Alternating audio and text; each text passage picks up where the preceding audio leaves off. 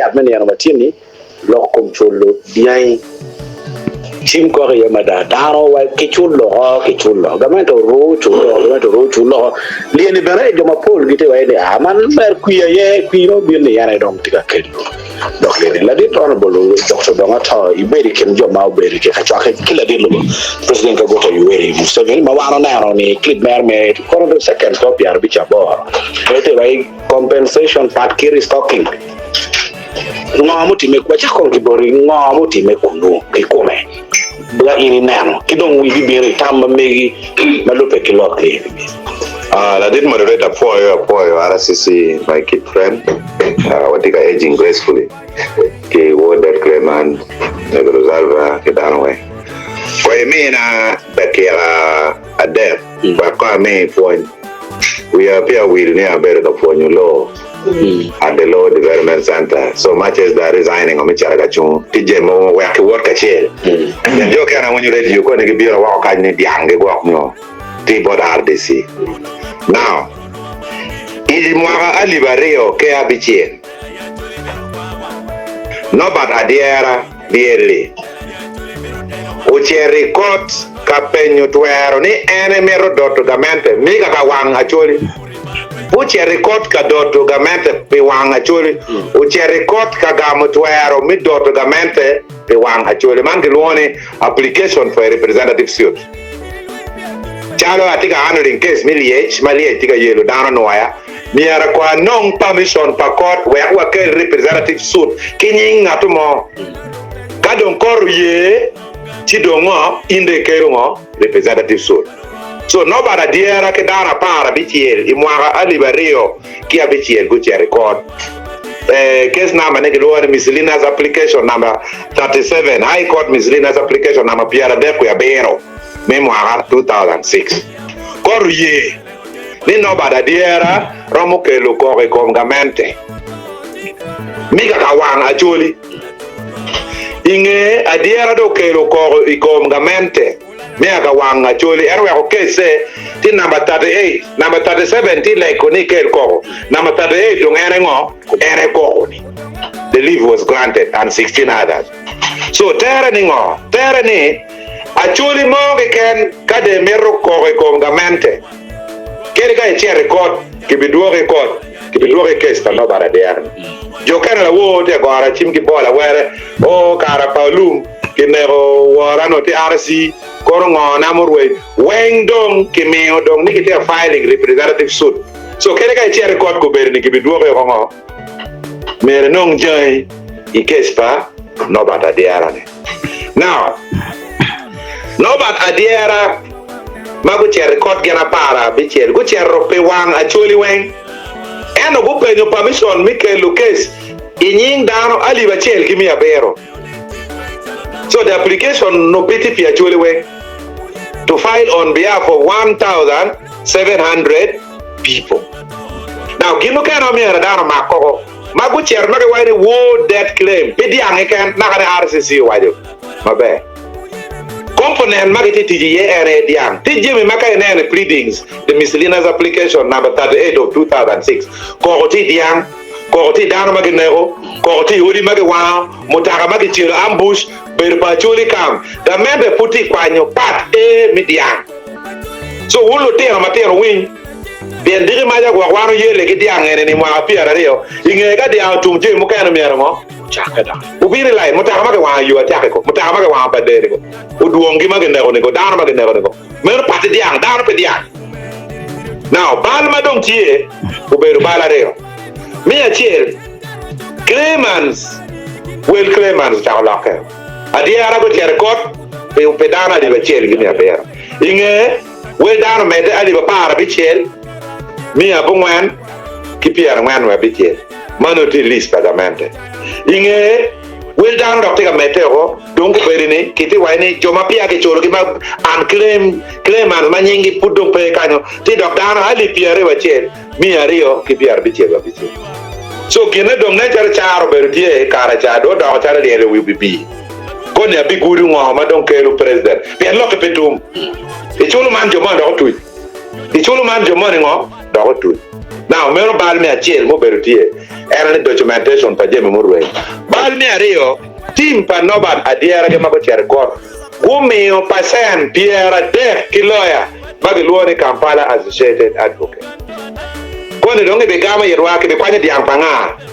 mecho lungo lawyer ma president di come complaining ma wana chara ka protesting chara jole parliamentary group ni gini dong ini ye ni dong ki chola jole loke ne pity contentious there one lawyer ka lok ma tek ma yelu wedano pasen beru ka lok ma pete pasen beru ping president di come protesting ne pingo ke tika men kiti kwanya diang panga kiti kwanya diang panga micholo Kampala Associated Advocates do akere kiti kwanya diang panga now gamente dong ucha ochol chente kimio board association chente dong ke wai chente chao ke la nyana wa kenda wano ti parliament wachor chente wakere budget ki budget bino board association a baldo chake ki association dong kit mi cholo dano dong peti ati jo kero cholero excess go cholo di ange weng inge do ko chao kade ke list manyen an ma lo ko berni wora pia ke cholo di ane dia piru chel an kera kala tela motie ma pia ke cholo il chie ma lo go jim kanyo wai enta nere list ki kuma be da kamera for president no list bang kelo and ma ko ete box yes ki gen ma kuma be amera for president Museveni pian president Museveni ko bero cha te ma ke wai direct democracy uno ni dong dana ma ti office ki gerne en we dong tiga bino direct bon wa wa ino ngata mama bene pege waro be premier lo ko nyim LCC dong te lo ko nyim mo nyim president kala no kara now kai nero list eroni awaje wa nyim president ane minister ma ke choro dia ine Aliba there minister che ti general ma ke choro dia ine Aliba there mi abiche ti MP ma ke choro dia ine Aliba reo Dr. MP che ma ke choro dia ine Aliba there so ene wen thur kar thur association monyor donge te ka nyar dana jomo kwano dong ti yugi ngegi me nyar joma pokwa ka kenyi do ga meda char ga wollo association luenyi kingi giluo ye gulu public kitiu lar lori achiel kibiru ge no bar mo adiara ke kelo ngage office kelo ponya no an men dong beri taro nyang matika luor kot medong rien da nam association do bale na agamente do wajoni chente dong miera kichul direct god ngat manye ki verify now la wo ma jama president biru president tika wajoni pingo dong pigi mi di ancora dega ngwana bi in family o wen ya loka compensation ni tero ke repien lok dong mo pitum bad miero chak follow me loka president wa kisoroti ucha kisoroti obiri lao obiri ya chori anati senior politician let me tell you my prediction inge yeni ta cabinet because the memorandum in ngoma president ga wajane obiri cabinet memo keri ka lock ni president why that's the position of the cabinet ni mi arke chul dano mo take dokano that enu that na the position of the cabinet bien gemer ni gini ni ngo otum but je mario ma merle wa wi mi achiel ma ber dan win maber ereni kano donga to wan kibanya wador gamente court ni mutaka ka police go why round about me airtel nyim centenary torti en wan RCC banya mi arke chulwa hospital bill mi arke chulwa ikata artificial leg ki cost mo mo loss mutaka ka police ti mutaka pagamente ilebilo when the government is vicarious reliable pingoma police te maraji ko kamene mer chul wani banya inda ka chaka biru ne ki chul wa resolve ayu ho ki chul ngaga wen marom how imu ta bugui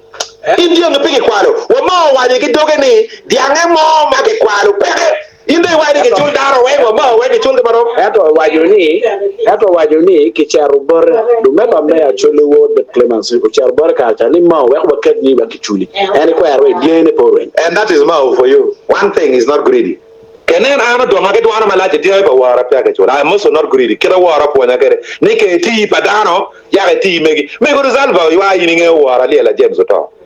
So tilo tela unu ngeo tilo tela moko magi jalle tilo tela moko magi donye office we akiker nyingi. So kaka mendo be chulu wan ke banya pian motaka police go wa nyimbang bi donge wajni ke chulu wa yin mano eti wa ya jumani nyeti ka kwang li donge chulu dan wa maro unyo ngaka bada be go ngaka bada be go kenyo. So tam ka president ka go ni kuoti dit ki chulu pitum. To that extent president is very right. I'm telling you, I'm be opposition. Why did ko president tika kare ko president Museveni tika kare. Bien chende tika biro chende ranga ko yo. But prescription solution ma president tika menyeneni tika kare. Pe rawa wajini donge chol dara wa maro. No. Era wero. I kachoka ma president obere awacho. Abera na no video na cha tawe go amoda wa game na. Awajini ene bu bere ga menda ma gidi. In baby better president magit lutua mo when you ready ti dano mo go market mo British ronyogi wa 1860 tin ni malogo ne gamede mi British ti ka cholo del cholo ma ke chwalo gi slavery ku beri dong ti cholo 3 billion pounds ingi mo amia de. So people look at Uganda begin ko in 2026 do mareo enemy baby better president magiki. So ka president chere cabinet chegu ka de position gi ni ke chol dan wen marom ginumo ma be gan wan ka chere ki la dit ma mega me wo that claimant me da record per and is not the last government. And we have do log ni rehabilitation is different from compensation. One law has more chere court wa pay you compensation damages, exemplary damages, punitive damages. Rehabilitation tell me ro chuping ngo we gino me de ro chuping we kumede ke rojo pin kina ke rojo juiri eto pige bin ka loko ne loka ni dongo ki we do bet restocking and rehabilitation donge we compensation kere ka Museveni kumene cabinet what you would tin anu donga to that would be wishful thinking in case any furu bing up furu bidugu lok any peo beling me gikki amir ne danu nge ni mao no bad iloke wajene pero ne kane kichere diam ngat makambo bere ore joma ki nerio joma ki to chingi joma ki mo doki ki super glue dano pero duata mon ma ki repingir te gu tu ipa bo kacha mao kaduju wai pa de borba kuja ne ko duongi ngage wai ni dong mero chiek ma ki lo transitional justice dong mero chiek lo ka pitum banya ubiyele kere ka kirebere ni ubiyele na wa ka pitum donc mero chira ye manolo tira wa ubilubu kere nge mwaka mia che kenen kiteka cholo jomia hiti kuberi kiteka cholo jomia hiti for slavery mutima wa 1860 joene lwenu beri kin Germany ki France the Franco-Prussian War of 1870 fukiti cholo tin jomi Mau rebellion 1950 ma British uti kombidano ali piano ngwan food and as of 2013 gamenda me British umeo 9.9 million pounds. So balmo watikere ya churi kai jomo ko badong na nyimgi cho geti agwaro dong magiro monong ne geti yugi office tadaro me gwaro magiro monong ne jomo ko mageti winyu radio mega I pabo I opet I umel I pade kero ki mope ngapi mo ki ngo don't get a mere what team and Kwamera for justice guardian okero pe yele matiga yele I think a copy of judgment kind make me your cost ki dismissing application na mo kero pe actually ki me one emera chul cost tiga yele pe actually ba and of course ki me to end the individual